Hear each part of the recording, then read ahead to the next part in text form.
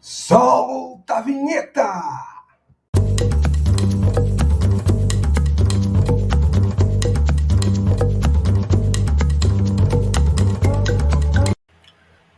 O mundo da matemática em o conjunto dos números irracionais. O conjunto dos números irracionais. Assim como há números decimais que podem ser escritos como frações com numerador e denominador inteiros, ou seja, os números racionais, que foi o assunto do vídeo anterior, existem os que não admitem tal representação. São os números decimais não exatos que possuem representação infinita não periódica. Um número cuja representação decimal infinita não é periódica é chamado número irracional, e seu conjunto é representado pela letra I.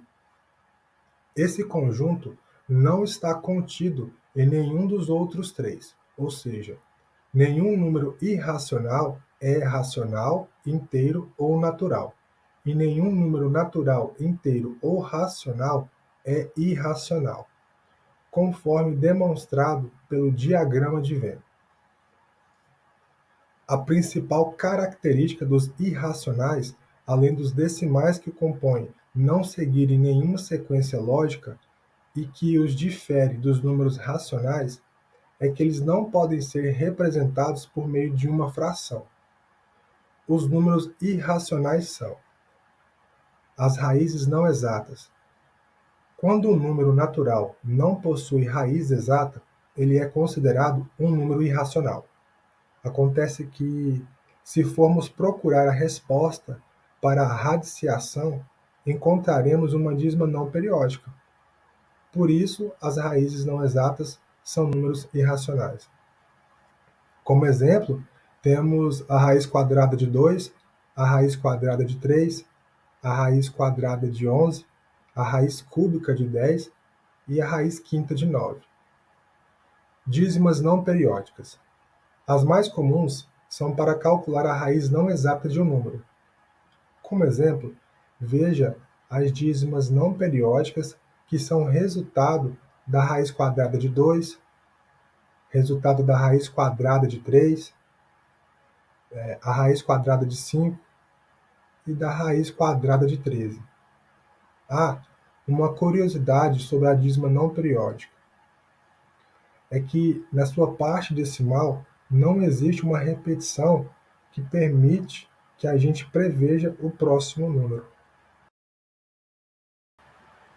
Classificação dos números irracionais.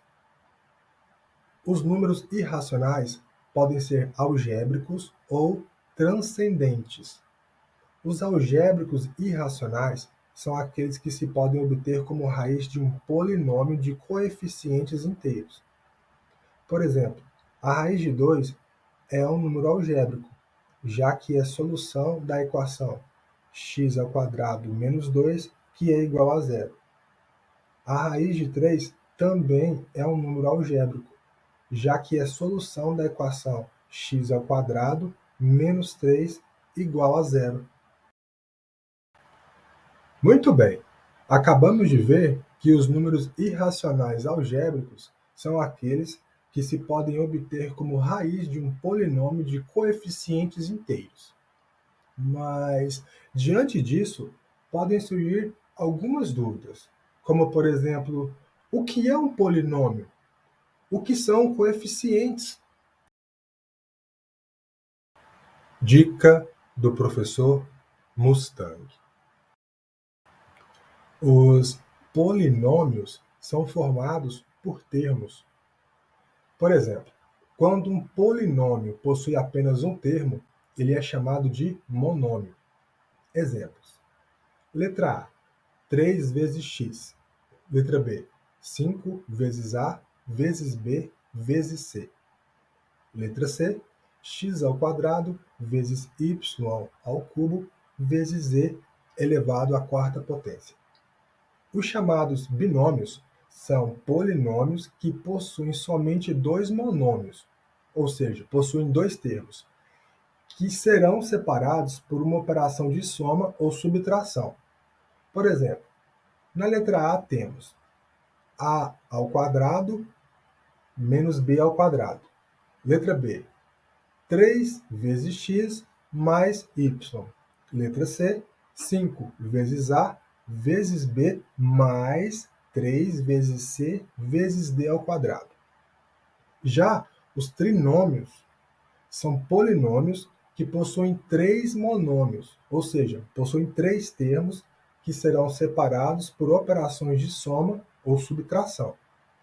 Por exemplo, na letra A temos x ao quadrado mais 3 vezes x mais 7.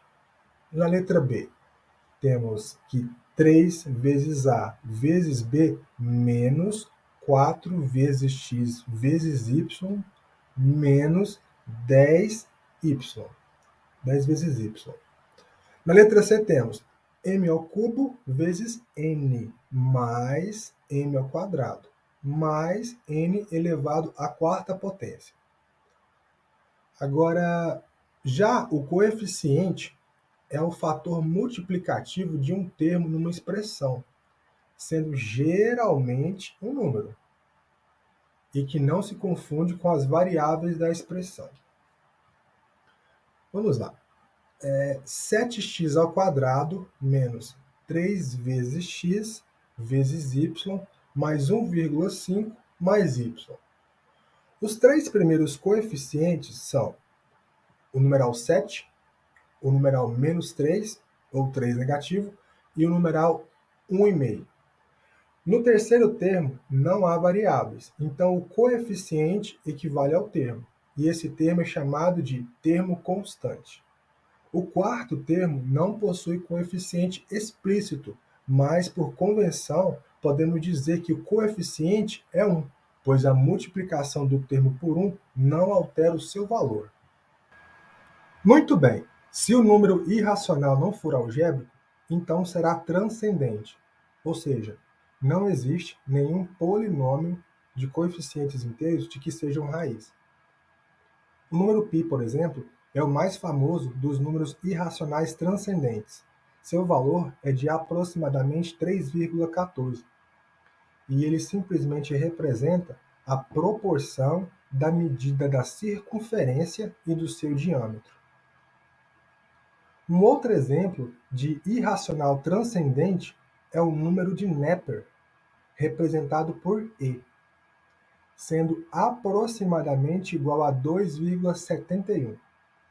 O número e, ou seja, essa constante matemática, é utilizada toda vez que queremos estimar uma grandeza exponencial, como, por exemplo, na economia, muito comum no cálculo de juros compostos e o fenômeno do crescimento exponencial.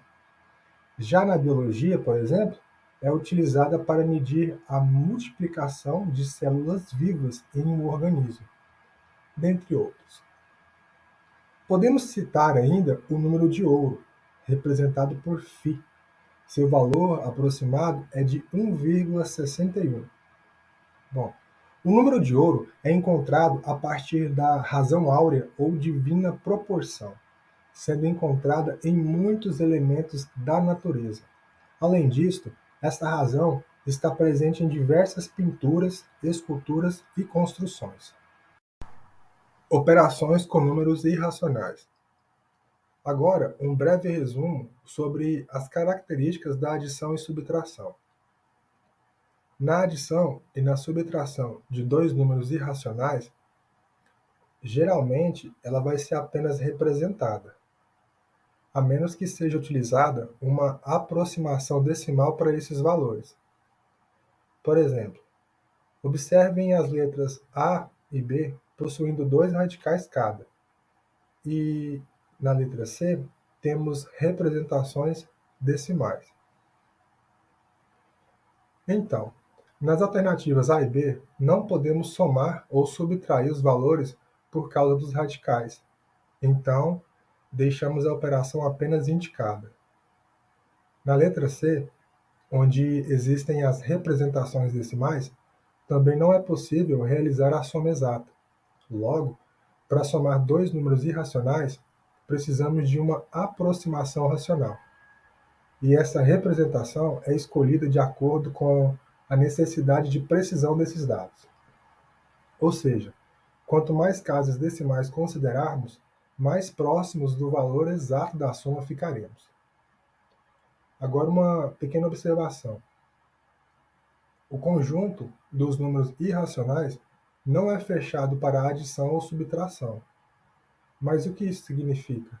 Significa que a soma de dois números irracionais pode sim resultar em um número que não seja racional. Por exemplo, se calcularmos a diferença de um número irracional pelo seu oposto, temos que alternativa A mostra que a raiz quadrada de 2 menos o seu oposto é zero. E na alternativa B, o π menos o seu oposto é zero.